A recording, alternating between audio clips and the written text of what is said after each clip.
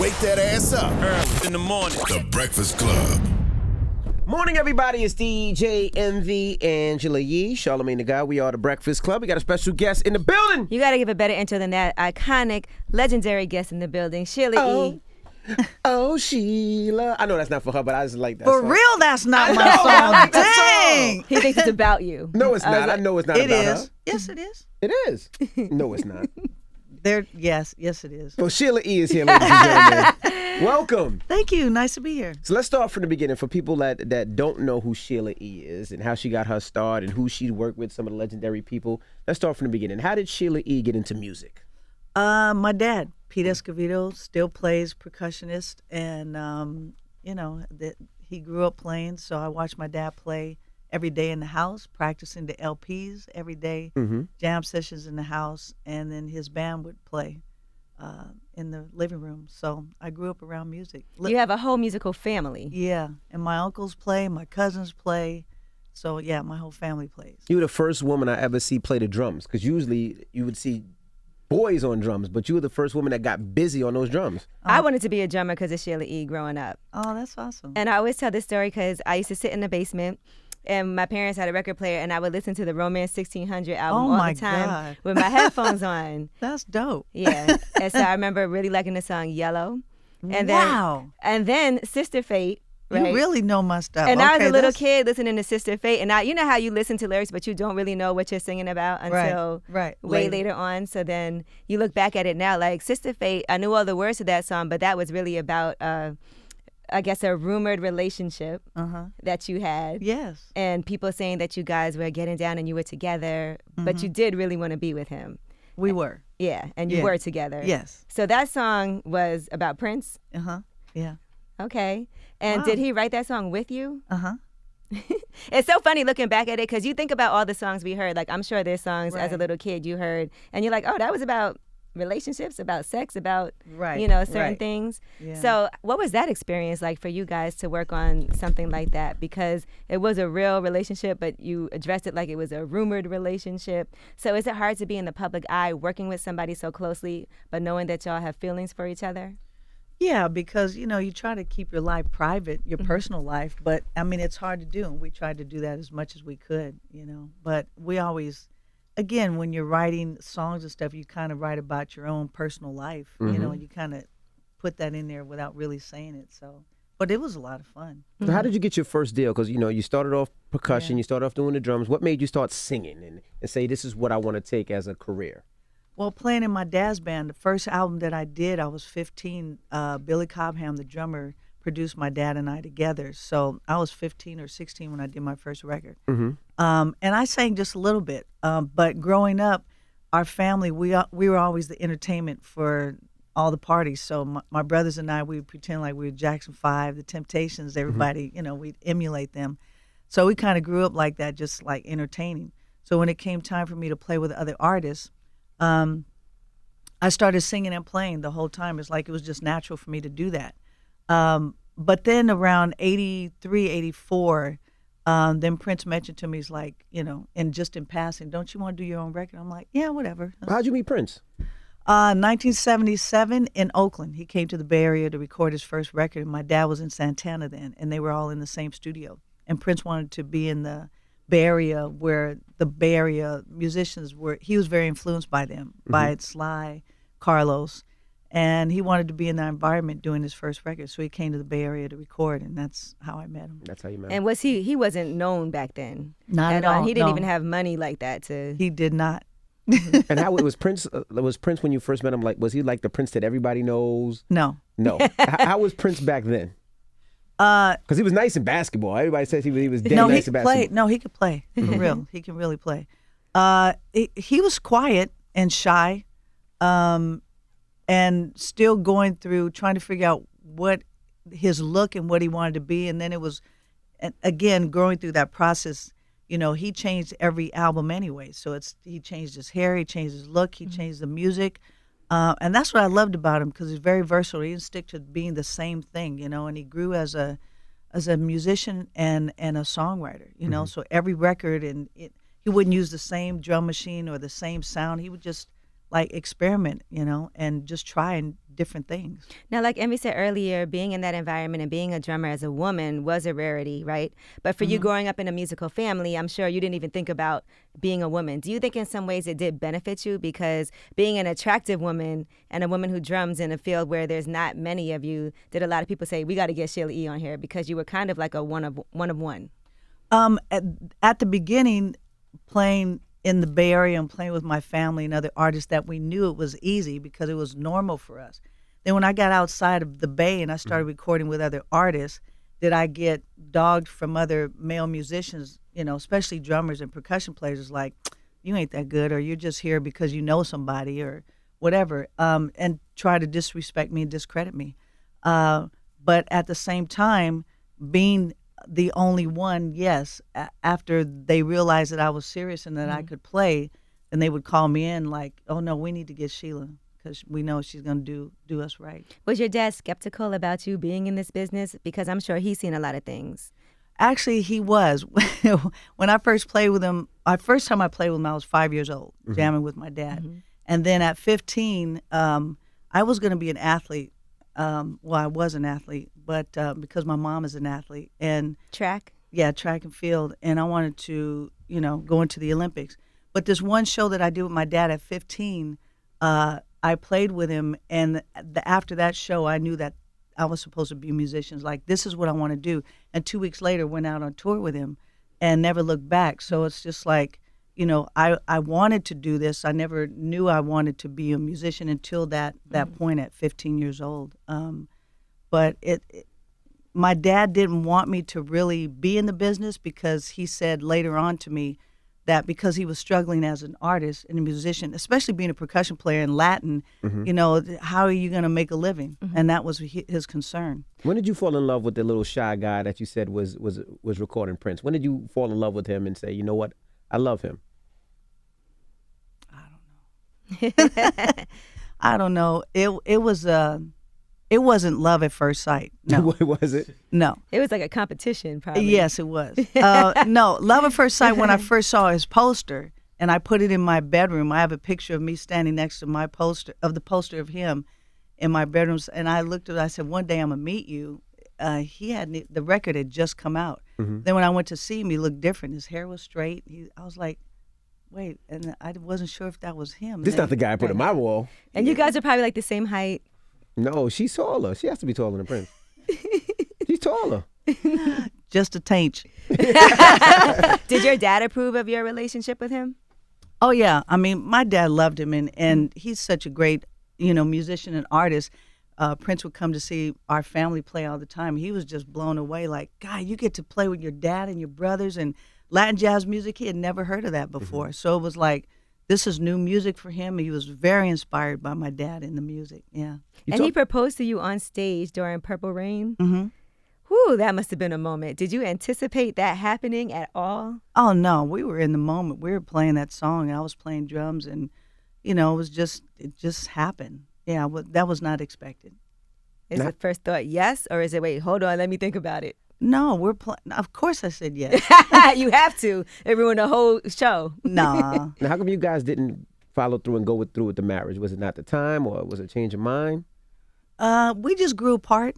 I at one point for me, musically, the music started changing, and I just didn't like what he was doing. It was like I got to take a break. I want to do something else, So I like playing with other artists as well.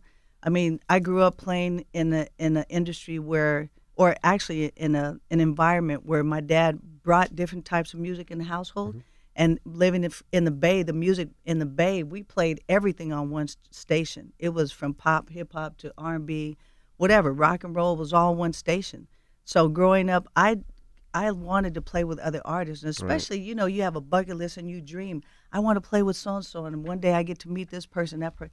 And that's all I wanted to do, and that's what I did. I wanted to play with other people. It's like, I grew up doing that. And he didn't want you to play with other people? No, I did. I'm you saying, did. It's hard being an artist, a solo artist, and the responsibility that you have. It's just, I just want to play. It's like all of this other stuff, it gets to be too much, and I'm like, I'm not enjoying myself. I'm missing the part of being the musician. I want to be the musician and the artist, and I want to be a part of like I like being behind the scenes Right. as much as I do in the front, but behind the scenes, I just really like that. Now- I like producing and writing and being a part of that production-wise. Krush Groove put you right front and center of Yeah. everything, though. And that's when I think a lot of people were like, damn, Sheila E. is popping. So talk about the experience of Krush Groove and being in that movie and being on that album and how all of that happened. And you was rapping. Yeah, well, yeah, it was interesting. Krush Groove, I had just come off the Purple Rain tour and came straight to New York and did the, making sure that Blair Underwood and I would have a good chemistry, and we did. He was a very nice guy. But it was interesting because I started to do the movie, and I didn't realize at the time there's this East Coast, West Coast rivalry that was happening that I got thrown into. I had no idea. I didn't know that this was going on. I know that it went on East Coast, West Coast rivalry with Latin music, with the salsa music. There's a rivalry. I didn't know that. Absolutely. I know it was back then. It was the rivalry back then. Oh, yes. With Run DMC and the No. Fat Boys and all that. No, I mean, You I'm talk about Latin music. I'm talking Latin Oh, music, Latin music, but okay. but hip hop as well. Really? Yes, because when I came in to do Krush Groove, I did Holly Rock and Love Bazaar, and those Holly Rock was written for Krush Groove, but when I came in to do it, we started filming it, and then all the New York rappers. So I'm not gonna name which ones they were. I don't think they'll be mad now. It don't even matter. I ain't gonna say their name. All right. All I know was they were just hating on me hard. It was really, they disrespected me so Wow. badly. It wasn't Really? Reverend Run, was it? No. No, right. I'll say no to that. No, but they disrespected me so hard that I'm a person that would never quit doing anything. I actually quit the movie. What? I quit the movie. I did not know that. I quit the movie because I'm like, What were they doing that was disrespectful? oh, they were dogging me. Just, who you coming in here trying to rap. Like, first of all, I was just doing a song because it was for the movie and the whole thing. I'm like, I'm not trying to be something I'm not, but I'm not claiming to be a rapper either. I'm just musically, I love music. I Right. love all kinds of music. And it was just, they were just hating hard. It was really, they were throwing shade all day. And not even just them, but the audience when we did Love Bazaar scene in the club. So Michael shows the director, he says, okay, ready? All right, go. We started to play the song. At the end of the song, the audience is supposed to clap. Hey, they were like this. You are lying. Wow. And they just stood there like they stared at it. It was just, What a terrible negative Why- experience. And when you watch that or when you hear the music, it just sounds so fun and dope. You would never think that No, all of it that, was especially for horrible. a women, went on behind the scenes. it was horrible. And you had nothing to do with anything. No, Michael just, he said cut, and he turned everybody's like, excuse me, people, you are extras. We're shooting a movie. You're supposed to clap when Sheila's done. And I'm like, God, and it just got worse. It was horrible. So Did I any was of the like, artists apologize after that? The years after? Be like, you know what? We did you dirty back then. We apologize. no. Damn it, man. Damn, well, they owe you an apology now. Now, Yeah. now you also talk about a tour that you went on. That you said you went on a 80 city tour or something like that. And they said at the end of the tour, you didn't get any money. They actually billed you. That's true. What tour was It that? was a 90-something tour. 90-something 90 days. city It was, tour. Yeah. It was at the end of Purple Rain. And you didn't get paid for Purple Rain? No, I got paid, but they didn't tell me every time I said, "Can I have this?" They're like, "Oh, They we got charged you. you for it? We got you. No, we got you. You don't have to worry about that. We got you." But what did you ask for? Diamonds, private jets? What did you ask for? Yeah, but still. Okay, so you No, said- but I'm living the glamorous life. But they You didn't have tell me I had to pay if you for ha- it. If you have to ask, you can't afford, You right? got right. Yeah. Hello. What's the You craziest better thing you quote. asked for? I'm just curious. What did you ask for? I don't know. There's too many things. Because in your ride All right, up so- here, your No, ride no, up- like, your I ride up just- today, I they just- said that you wanted only yellow M&Ms and Yeah. green. I was kidding. What did you ask for No, though? no. I bought it with my own money. Like I went, okay, I need another fur coat for the glamorous life. So I bought a white one, a purple one, and a brown one. Goodness gracious. So Yeah. you just gotta buy every color, When did you get out of that? Did you Oh ever my get out of gosh. that? Oh Like- heck yeah! Okay. At the end of that tour, Well, Are no you more kidding? of this glamorous No. life. no, I owed $1 million. It was $990,000 Oh my that I owed. God, what did And you do? And the thing You is, couldn't is return that anything? no, the thing is well then well, the other part of it, here's the thing is Prince and I would compete against who would be best dressed for the shows. And so what I would do was, I was like, we have people that make all our clothes. It's like, okay, well, I want this and I want you to make this. So that one-legged outfit that I'm known for. Yeah. So I designed that for the show, and I was like, I'm getting my money tonight, And that's what we did. Like every couple of days we would, like, who's going to pay? So whoever lost would pay each other the money. So I just kept ordering clothes. I didn't know I had to pay for it. Goodness gracious. Gosh. But it was not just that. But I mean, at the end of the day, I tell people, like, we were young and we were just spending money. It was coming in. It's like, you just gotta. That's a good life lesson right there. Yeah, you got to read the fine print and really know and be surrounded with the right people, because I thought they had my back and they didn't. And not schooling me and helping me, to go out there, and just didn't realize what was happening. And then we ended up finding out that the accountant who was billing me was actually double billing me. I was going to say, how do you even know what it was supposed to be? Because they could say it could have been any amount. Right. They never told you. No, I went to my attorney and we just said, we need to audit them because this is not right. And we did, and we found out that he was also stealing from Prince as well. Wow. Damn, I'm sure that began the beginnings of those trust issues that Prince had with this whole industry. And it was crazy. It was wrong. So now what happened with the music industry with you when you recorded all these hits and then Sheila E. kind of went away for a little bit? What happened at that time? My lung collapsed. I thought I was going to die. And then my back went out from playing in my heels for so long. And so I was partially paralyzed for 2 weeks. Wow. And I had to take a year off. I had to take a year and get myself together. So it was actually a good time for me because I needed to stop and figure out what was I doing wrong, It's not that it was a lot of bad things, but then I realized as well, I became that person I always talk about, like, you need to do this and I have money and I'm going to tell you what to do. I became that person for a hot minute. I realized that that's just not the way to treat people. It's just wrong. So it was a eye-opening moment and a spiritual moment for me as well. But it took 4 doctors in about 4 months to get me to walk just one block. I mean, a complete block. Yeah. It took about 4 months. So I was thankful, humbled by the whole situation. Like, got to be careful. Physically, it takes a lot to do what I do, to play drums and then run around in heels. In heels, and that was a problem, just being in the heels all the time. Do you take the heels off now? Yes, sir. Okay. Absolutely. All right. Because I see in your video, you had heels on in the video. For one scene, and then I seen the flats on the other. Yeah, I said, that's all right. You got to slide them heels off when you're not on camera. Yeah, no, I got to take them off. No, I go on stage now with no shoes. Oh, okay. Yeah. Did you think at the time when you did those songs that they would still be timeless like they are today? Like, people still love The Glamorous Life. They reference it. It's been redone. And Love Bizarre, that people still play those songs. Like, at that time, did you think, I'm making timeless music?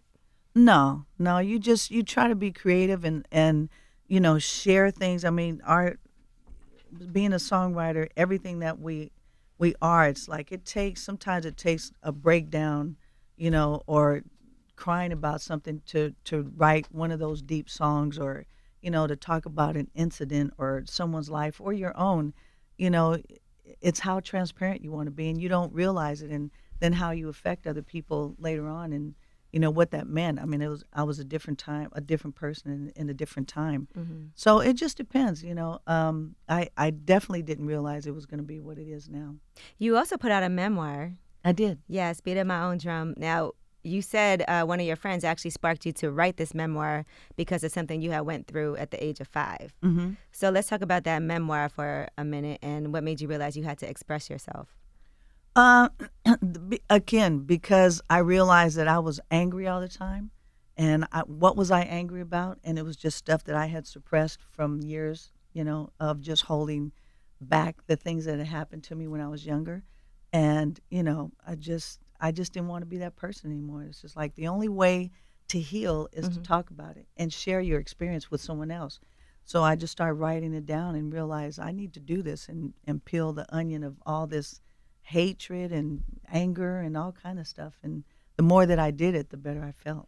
And I realized that in talking about those things, that it wasn't just me. I was not alone. At all. At all. Sometimes people don't even know, like you said, why am I so angry all the time? Right. Why am I reacting this way? And you have to go back. Did you do therapy to find out what it was? No. You just, when you started writing, I knew what it was. I just didn't want to ever talk about it. Yeah, I knew what it was, but it was a matter of just, I don't want to feel ashamed. It wasn't my fault. The guilt, the feeling dirty or whatever. It was horrible. I mean, in the book, I was raped at 5 years old. I mean, it's just, how do by you talk? family members, right? My Babysitting family members? yeah, my aunt's brother. Mm. And yeah, how do you get through that? Right. Well, without going crazy. Did you blame your parents at all or no? No, absolutely. It wasn't their fault. It wasn't their fault. There was nothing they could do about it. It just happened. So Did you tell them, or did they find out later on in life? Did they tell them immediately, or was one thing?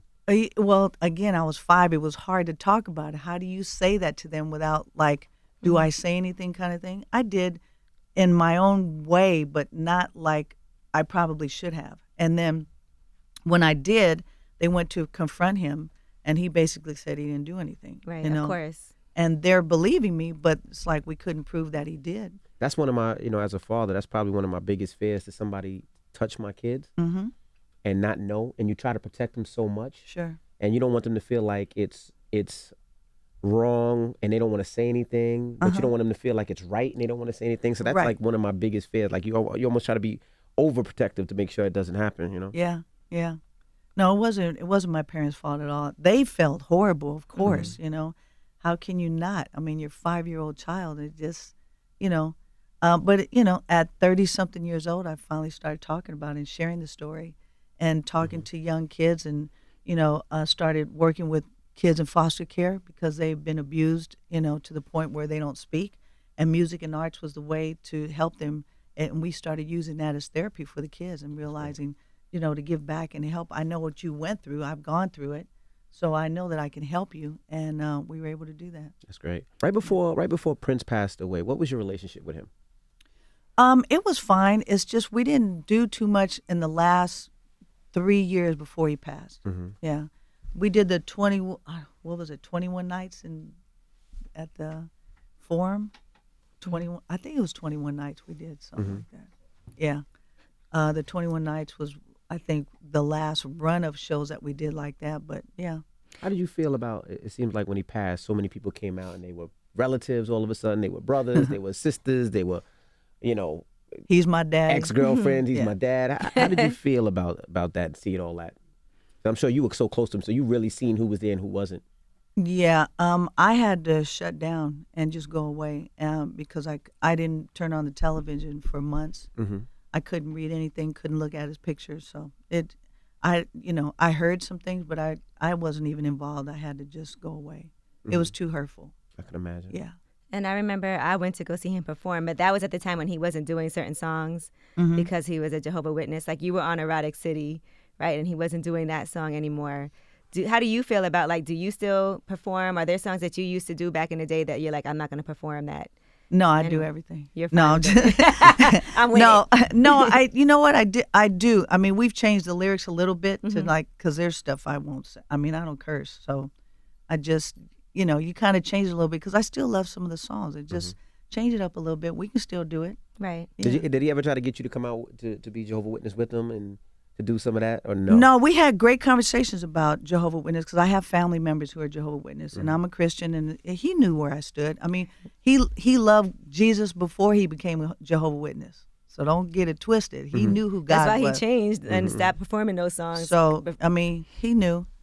But no, it was always a great conversation, It's hard for people they always talk about, don't talk about politics, don't talk about religion. But for me, it's a spiritual connection with Christ. So I got a one-on-one all day. So it's not a religious thing. It's a spiritual, personal moment. And, we would share scriptures and stuff. And, he always thought he was right. And so did I. So right. You just have to agree to disagree. There's not a win-win, but it was a discussion. Yeah. I always hated that his estate opened up his house because he was such a private person. Yeah. And that they opened up Paisley his Park. house and was doing tours. I don't know if he would have wanted that. Do you think he would have wanted to have people come in his house? And Yes. You think he would have wanted that? No, he did. He Oh, was he did? already doing. He used to have those big things where everybody would come and perform, and he would invite people, right? he would No, but invite he was people. already working towards the museum. Really? Yeah. Oh, yeah. He had already started it years before this. Yeah, because I sent him my drums the drums that we use for Sign of the Times, and he had been talking about it for a long time. He wanted people to finally come see some of this. Yeah. So he was So opening that's up. a positive thing. Yeah, no, that's good. I mean, we met him up here one time. It was very short. He was walking down the hall. We tell the story all the time. People don't believe it. We were walking down the hall, and Charlamagne, who was not here today, ran up to him. And Charlamagne, I guess, He didn't know what to say. He didn't know what to say. So all he could say was, instead of saying hello, hey, how you doing? Hey, Prince. He was like, I'm Jehovah's Witness too. Right? That's all he said. Oh, gosh. And Prince turned around and said, He's like, good, "Then we'll we need talk to have about a that one conversation day." about that one time." And he had on platform shoes. He had a cape on, right? And he had two girls. And then he walked off. Publicists. I think they were his publicists. I'm Two not women. Sure. So Charlamagne tried to take a sneaker picture. And then we took the picture, we looked, and then by the time we got back in the room, I know you're looking at me like I'm crazy, but this is a true story. No, you're not. Then we got back to the room, the picture just deleted from his phone. It disappeared. Oh, yeah. It was That's magical. That's the norm. It was magical. It was. You never That's know why who you don't came. sneak pictures when never people tell know. you no. Yeah, you're right. Now, Sheila E., gotta ask you, did you have a lot of groupies when you were younger on the road? I'm sure a lot of guys were trying to holler at you, but were they all like trying to talk to you? A lot of people coming up to you? Absolutely. Ain't nothing changed. We still have that. There you go. Come What's on that? now. There you Just go. because I'm up in the years don't mean I'm dead. No, you look amazing. Do you dipple and dabble in the groupies and say, you know what, you want to take? No, I don't do that. She said, nah. What's the craziest said thing? anymore. What's Anymore. the craziest thing a guy has done to try to get your attention? Oh, man. He took his shirt off and he had rings on his nipples. Okay, earrings on the nipples. Yeah, Did he? earrings on his nipples. And back then, I had no idea what that was. Like, oh, you're scaring To me. pierce You're nipples. scaring me. That was scary. Yeah. So now what are you working on now? I know you're in the city tonight. You're at Sony Hall. What else? And you got a new song out with Snoop Dogg. With Snoop Dogg. I Yeah, seen the video. tomorrow, Mhm. Snoop Dogg, we have a new song out called No Line. So we hope y'all play it. It's a sexy song. We had a chance to preview the video. Yeah, good. How's Awesome. recording with Snoop? Oh, he's a sweetheart. I've known him for a long time. He's so dope. I mean, we were in the studio.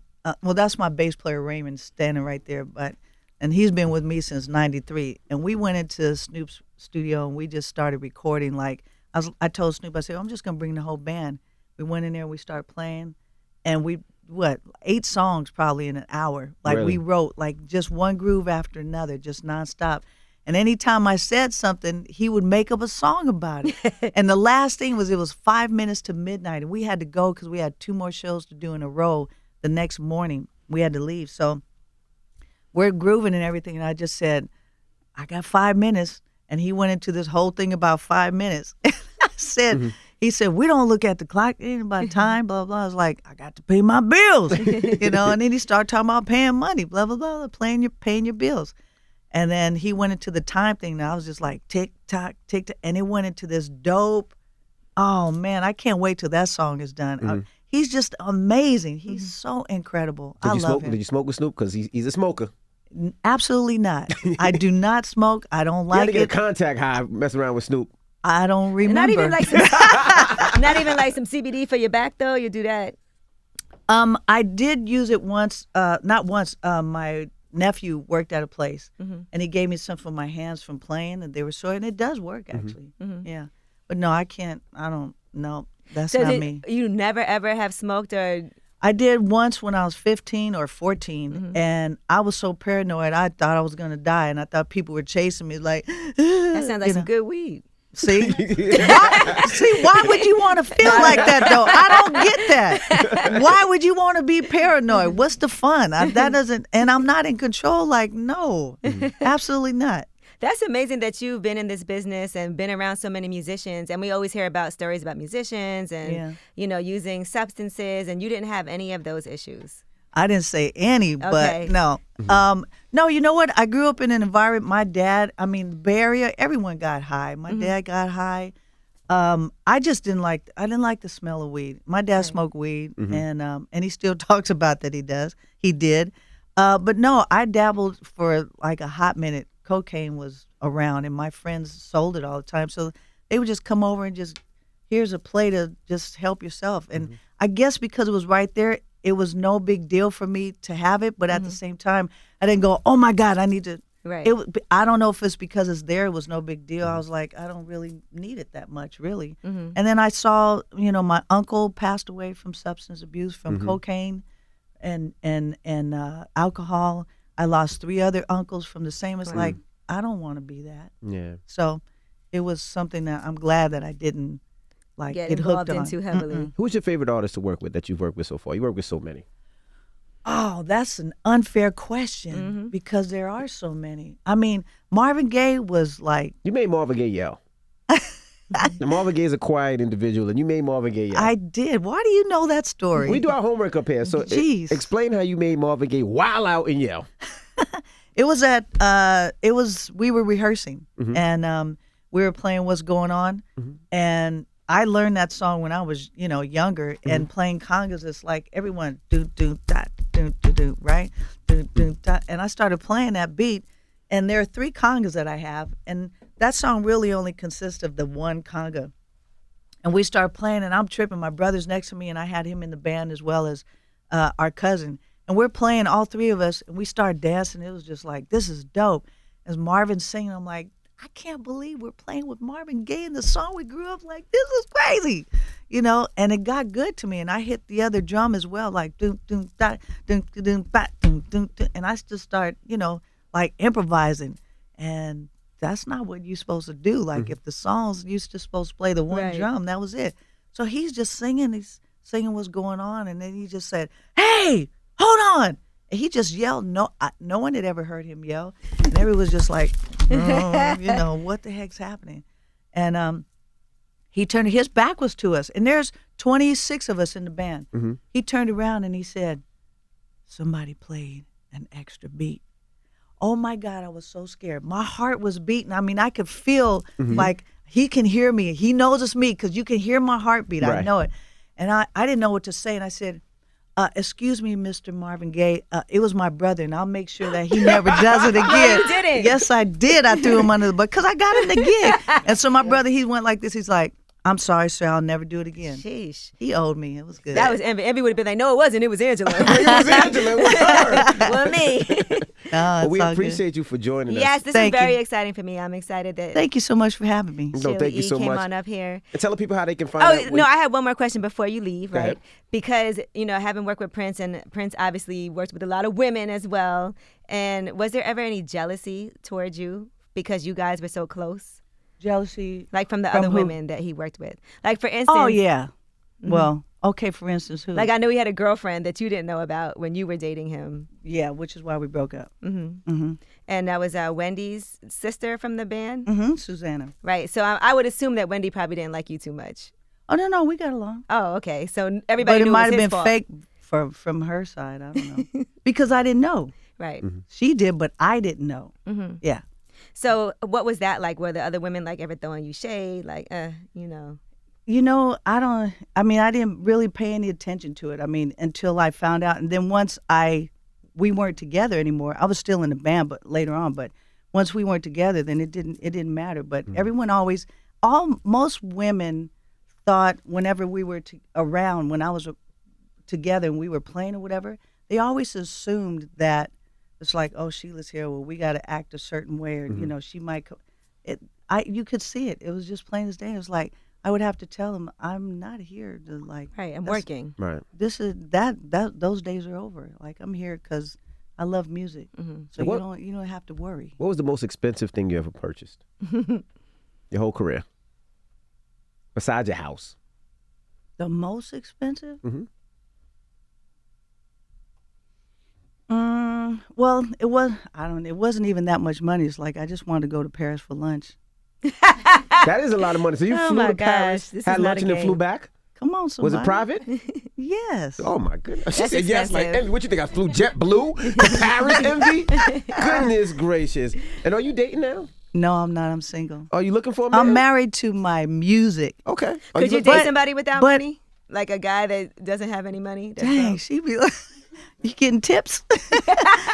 No, you know what? No, it's not. It's not about money, really. I just want. I want a good man that is respectful and is honest and truthful, and just those 3 things. See, he's looking at me like you ain't gonna find nobody. But do you like beards? I love all. I love beer. What he has What a about beer. Latinos? Okay, Dramos. Well- Step up to the plate. And he's a DJ. Who are you suggesting? This guy to the left of me, his name is Dramos. He's a DJ. He was really also excited to producer. meet He you. also runs the boards up here, and he's Puerto Rican. He's a good guy. Puerto Rican. No. And he loves the West Coast. He loves West Coast. Okay, it's all good. All right. Well, Sheila E., we appreciate you for joining us. And how can people stay connected to you to find out where you're going to be in their city? Sheila E. Drummer on all social media, and then SheilaE.com. Okay. Well, thank you, everybody. You're It's Sheila E. Oh. All right. Sheila. That song. Sing one of her songs instead. How about that? Right. Glamorous.